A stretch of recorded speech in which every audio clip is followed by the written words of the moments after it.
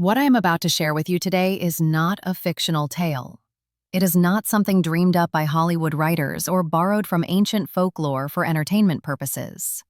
What you are about to hear is a collection of accounts, experiences, and truths that have haunted the Malaysian people for generations.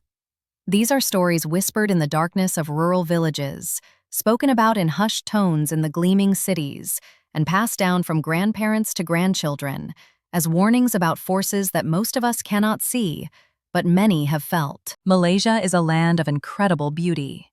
Its rainforests are among the oldest in the world, predating even the Amazon by millions of years. Its culture is a tapestry woven from Malay, Chinese, Indian, and indigenous traditions. But beneath this beautiful surface lies a world that most tourists and casual observers never encounter. A world where the boundary between the living and the dead is not as solid as we would like to believe. A world where practitioners of ancient arts can summon entities that defy explanation. A world where black magic is not superstition, but a genuine and terrifying reality. Before we dive deep into the darkness, I need you to understand something. The Malaysian concept of the supernatural is fundamentally different from what you might know in Western culture. In Malaysia, ghosts are not simply the spirits of dead people wandering aimlessly. They are categorized, named, and understood to have specific behaviors, origins, and weaknesses. Some are created through tragedy. Others are summoned intentionally by those who practice the dark arts, and some are so ancient that their origins have been lost to the mists of time itself. The stories I am about to share come from real people, from villages that you can find on maps today, from incidents that were reported in newspapers and investigated by authorities who, more often than not, found themselves unable to explain what they encountered. So settle in, perhaps turn on a light if you are watching this in the darkness, and prepare yourself for a journey into the supernatural heart of Malaysia. Our first story takes us to a small kampung, which is the Malay word for village, located in the state of Kelantan. This region borders Thailand and is known for its deep Islamic traditions, but also for its preservation of ancient Malay beliefs that predate the arrival of any organized religion. In this village lived an elderly woman named Makcik Amina, a name I am using to protect the identity of those involved. Makcik Amina was known throughout the village as a healer. People would come to her with ailments that modern medicine could not cure, with problems that doctors dismissed as psychological, with suffering that seemed to have no earthly explanation. But Makcik Amina had a secret. In her youth, she had been apprenticed to a bomal, which is the Malay term for a traditional healer or witch doctor. But this bomo was not the kind who helped people. This bomo practiced the forbidden arts, the dark arts, the kind of magic that requires sacrifices that no moral person would ever agree to make. When Makcik Amina realized what she had become involved in, she fled. She ran from that life and spent decades trying to atone for what she had learned. She used her knowledge only to heal, never to harm. She thought she had escaped the darkness of her past. She was wrong. One night, when Makcik Amina was well into her 70s, she was visited by something that the villagers would later describe in trembling voices. It was not a person. It was not an animal. It moved like smoke, they said, but it had weight. It had presence. It came for her, and no lock, no prayer, no protection could keep it out. The villagers found her the next morning. She was alive, but barely. Her hair, which had been black despite her advanced age, had turned completely white. Her eyes, which had always been sharp and intelligent, now stared at nothing. She never spoke again. For 3 weeks she lay in her bed, neither eating nor drinking, yet somehow clinging to life. And every night, the villagers reported, sounds could be heard coming from her house. Sounds of conversation, as if she were speaking with someone. But when they entered, her lips were not moving. The sound was coming from somewhere else, from something else. When she finally passed, the villagers performed all the proper Islamic burial rites. They washed her body, wrapped her in white cloth, and buried her before sunset as tradition demanded. But the story did not end there. For months afterward, people reported seeing her walking the paths of the village at night. Not the frail old woman they had known, but something younger. Something that looked like her but moved wrong, smiled wrong, called to people she had known in life, inviting them to come closer, to follow her into the darkness of the rubber trees that surrounded the village. Those who were wise ran. Those who followed were never the same. This brings us to one of the most feared entities in Malaysian supernatural tradition, the Pontianak. The Pontianak is said to be the spirit of a woman who died during childbirth or while pregnant. She is described as incredibly beautiful, with long black hair and pale skin, often wearing a white dress. But this beauty is a trap. Those who are drawn in by her appearance soon discover her true nature. Her fingers are said to be razor-sharp claws, her appetite is for human flesh and blood, and her cry, a high-pitched, infant-like wail, is said to be audible from miles away on quiet nights. But here is what makes the Pontianak truly terrifying. She does not simply exist as a wandering spirit. In Malaysian black magic tradition, the Pontianak can be captured, bound, and controlled. A bomo with sufficient knowledge and lack of moral restraint can trap a Pontianak in a glass bottle or jar, binding her with spells and incantations. Once bound, the Pontianak becomes a servant, a weapon that can be directed against the enemies of whoever controls her. There are documented cases, and I use that word carefully, of individuals who claim to have been attacked by bound Pontianaks sent by jealous rivals or enemies. These victims describe the same symptoms: scratches appearing on their bodies with no visible cause, the feeling of being watched constantly, nightmares so vivid that they wake screaming, only to find marks on their bodies that correspond to injuries they suffered in their dreams. And always, the smell of frangipani flowers, which is said to announce the presence of a Pontianak. In one particularly disturbing case from the 1980s, a young woman in Johor began experiencing these symptoms after rejecting the romantic advances of a man in her village. Her family, initially skeptical of supernatural explanations, took her to doctors, to psychiatrists, to anyone who might offer a rational explanation. But the scratches kept appearing. The nightmares grew worse. She began speaking in voices that were not her own, sometimes in languages she had never learned. Finally, in desperation, her family contacted a well-known bomo who specialized in combating black magic. This man, whose name is still known in certain circles today, arrived at the family's home and immediately declared that the young woman had been cursed. Someone had sent a Pontianak to torment her, and if the curse was not broken, she would either die or be driven permanently insane. What happened next was witnessed by multiple family members and has been recounted in consistent detail for decades. The bomo performed a ritual that lasted through the night. He burned specific herbs, recited verses, and at one point seemed to be having a heated argument with something that no one else could see. As the sun began to rise, the young woman let out a scream that neighbors later said they could hear from hundreds of meters away. And then, suddenly, she was calm. The scratches faded over the following days. The nightmares stopped. She recovered completely, but the story has a darker ending. The man who had sent the curse was found dead in his home 3 days later. There were no marks on his body, no signs of illness or violence. The official cause of death was listed as cardiac arrest, but those who knew what had happened believed differently. They believed that when the bomo broke the curse, he sent the Pontianak back to its master. And the Pontianak, now uncontrolled and enraged, took its revenge. This is the first rule of Malaysian black magic that every practitioner knows, but that some forget at their peril. Whatever you send out into the world can come back to you. The supernatural does not follow human laws or human morality. The spirits and entities used in black magic are not loyal servants. They are forces of nature, of chaos, of pure hunger. They serve only because they are bound, and the moment that binding weakens, they turn on those who sought to control them. Let me tell you now about the Toyol, another entity deeply embedded in Malaysian black magic tradition. The Toyol is perhaps even more disturbing than the Pontianak because of its origins. While the Pontianak arises from tragedy, the Toyol is created through deliberate evil. A Toyol is described as a small, childlike creature with greenish or grayish skin, large eyes, and sharp teeth.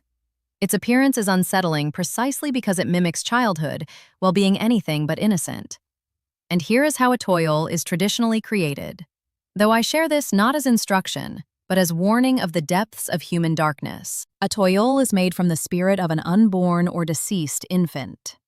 A bomo who practices black magic will obtain the body of a stillborn child, or, in the most horrific cases, cause a miscarriage specifically for this purpose.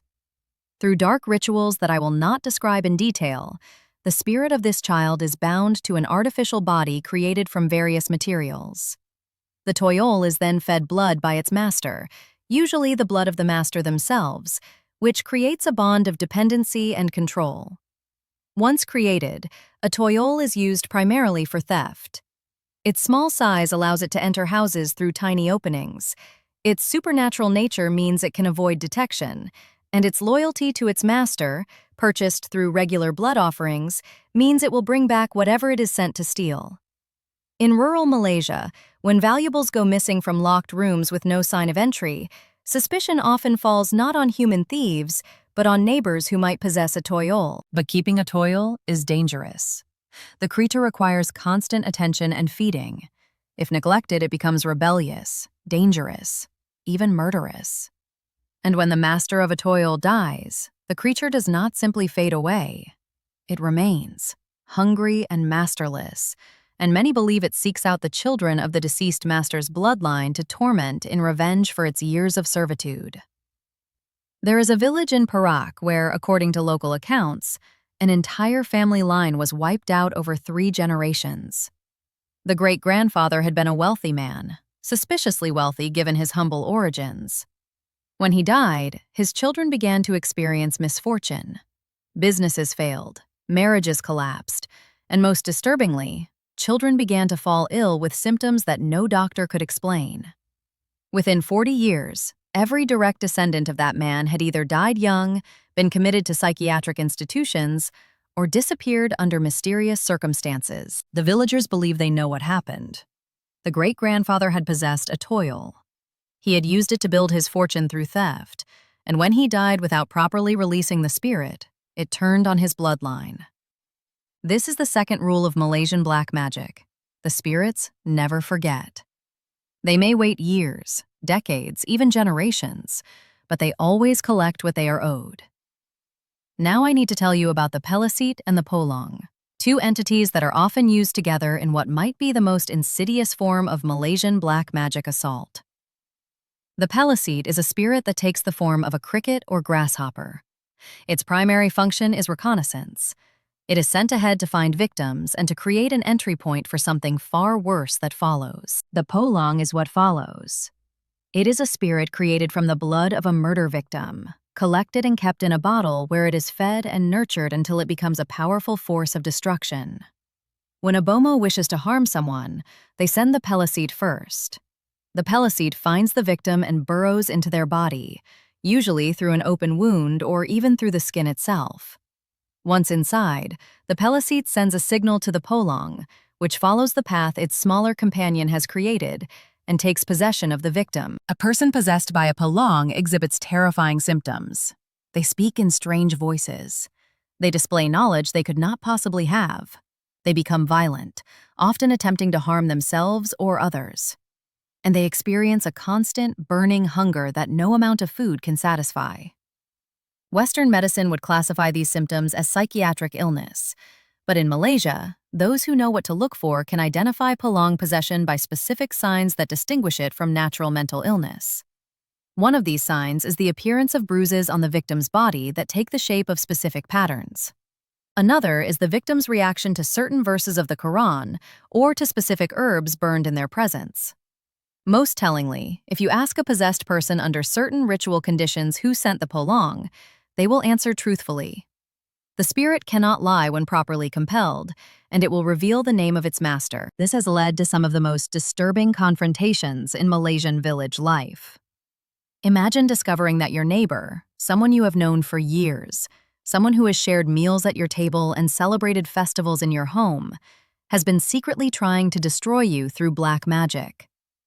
This revelation has torn apart families, ended friendships, and in some cases, led to violence as victims sought revenge against those who had cursed them. There is a case from the 1990s that illustrates this perfectly. A successful businessman in a small town began to experience a series of disasters. His investments failed, his health deteriorated, his wife left him, his children became estranged.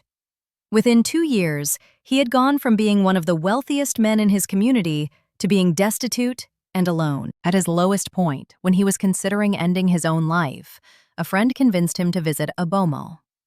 This bomo, after examining him, declared that he was the victim of powerful black magic. Someone had sent both Pelesit and Polong to destroy him. The bomo performed a ritual to compel the spirits to reveal their master, and the name they spoke was that of the businessman's own brother. The confrontation that followed was witnessed by dozens of people. The businessman went to his brother's home and accused him publicly of practicing black magic.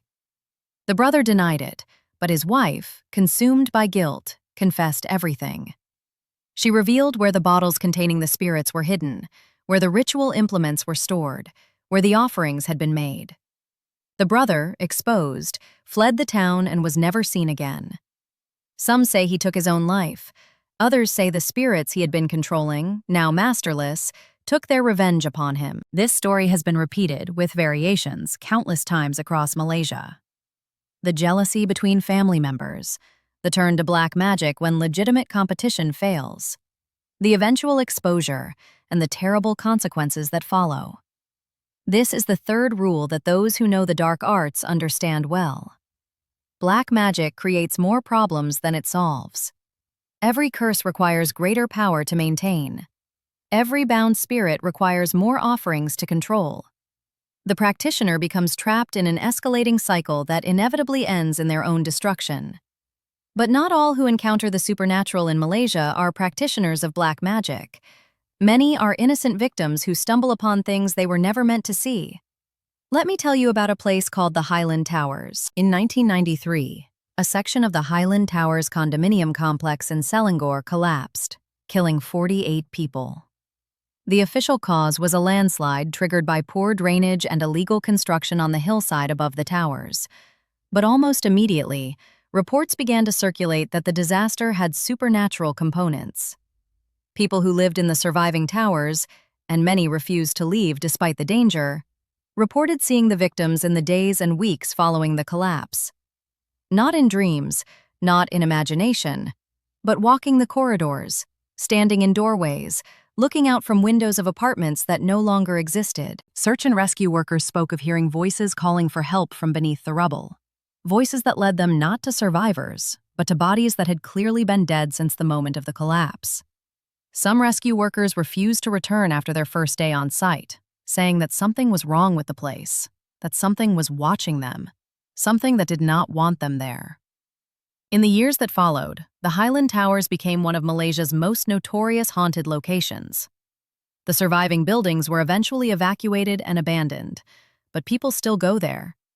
Thrill seekers, ghost hunters, those who are curious about the supernatural. And many of them report similar experiences. The feeling of being watched, the sound of footsteps in empty corridors, the glimpse of faces in windows. And most disturbingly, the sensation that they are not welcome, that something wants them to leave, and that there will be consequences if they do not. Some say that the land itself is cursed, that long before the condominiums were built, the area was known to local indigenous people as a place of bad energy, a place where the veil between worlds was thin. Whether this is true or simply legend created after the fact, the Highland Towers remain a stark reminder that in Malaysia, the supernatural is never far away. There is another location I must mention, though I do so with some hesitation. It is a hospital in Kuala Lumpur that I will not name specifically because it is still in operation today. This hospital has a reputation among its staff, a reputation that is never discussed openly, but that every nurse and doctor who works there knows. There is a floor, a specific floor, where patients tend to die at higher rates than elsewhere in the hospital. There is a particular room on that floor where patients consistently report seeing a woman standing in the corner at night, a woman who is not visible to the staff who respond to their calls. The hospital has tried everything. They have renovated the room multiple times. They have blessed it according to Islamic, Buddhist, Hindu, and Christian traditions. They have brought in bomos who specialize in cleansing spaces of negative energy. Nothing works. The woman keeps appearing, the patients keep dying, and the staff keep requesting transfers to other floors, unwilling to spend another night on that particular level of the building. Some believe that a terrible event occurred in that room before the hospital was built, perhaps a murder or a suicide that was never resolved. Others believe that the hospital itself was built on ground that should never have been disturbed, ground where those who practiced dark arts conducted their rituals in centuries past.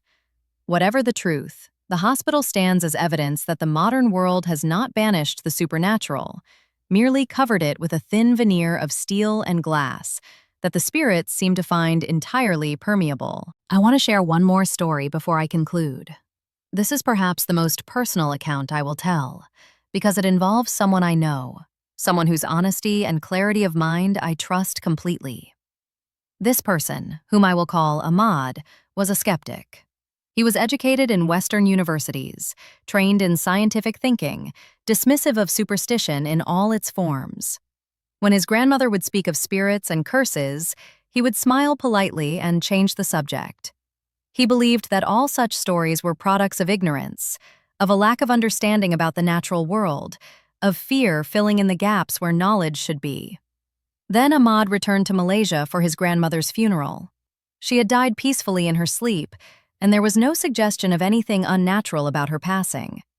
But on the night before her burial, as the family kept vigil according to tradition, Ahmad saw something that changed his understanding of reality forever. He was sitting alone in the room with his grandmother's body, taking his turn at the vigil while other family members rested. It was approximately 3 a.m, the hour that Malays call the hour of the unseen, when the boundary between worlds is thinnest. Ahmad heard a sound outside the window, a sound like someone tapping on the glass. He turned to look, and in the reflection of the window, he saw not only himself, but his grandmother, standing directly behind him. He spun around. There was nothing there. His grandmother's body lay motionless on the platform where it had been prepared for burial. He told himself he had imagined it, that grief and exhaustion were playing tricks on him. He turned back to the window. She was still there in the reflection, and this time, she was smiling. Ahmad does not remember what happened next. He knows that his family found him unconscious on the floor several hours later. He knows that he had a fever that lasted for 3 days despite every medical intervention. And he knows that during those 3 days, he had dreams. Dreams that he refuses to describe in detail even now. Dreams that he says showed him things about the nature of existence that no one should know. When he recovered, Ahmad was a changed man. He no longer dismisses stories of the supernatural. He does not claim to understand what happened to him, but he knows that something happened. Something real. Something that exists outside the boundaries of the scientific worldview he once held so confidently. He tells anyone who will listen that Malaysia is a place where the old powers still walk, where the spirits of ancestors and the creatures of darkness share the land with the living, and where those who refuse to acknowledge this reality do so at their own peril. So what should you take from these stories? What lessons lie hidden in the tales of Pontianaks and Toyals, of cursed buildings and vengeful spirits? Perhaps simply this: the world is larger and stranger than we pretend it is. The neat categories of modern thinking, the insistence that everything can be measured and explained, these are comforting fictions that help us sleep at night. But they are not the full truth. The full truth includes dimensions and entities that most of us will never encounter directly, but that are no less real for our ignorance of them. In Malaysia, this truth is acknowledged openly. People protect themselves with prayers and rituals. They avoid places and behaviors that might draw unwanted supernatural attention. They respect the darkness, even as they live their modern lives of smartphones and shopping malls. And perhaps they are wiser for it. Perhaps the acknowledgement of mystery is not a surrender of rationality, but an expansion of it. A recognition that rational thought should be humble enough to admit its own limitations. I leave you with this thought. Tonight, when you lie in your bed waiting for sleep, consider for a moment that the darkness around you might not be empty. Consider that the sounds you dismiss as settling of the house or passing cars might have other explanations. Consider that the feeling of being watched, which all humans experience from time to time, might not be paranoia. In Malaysia, they would tell you to be careful. They would tell you not to whistle at night because it attracts spirits. They would tell you to say a prayer before entering old buildings.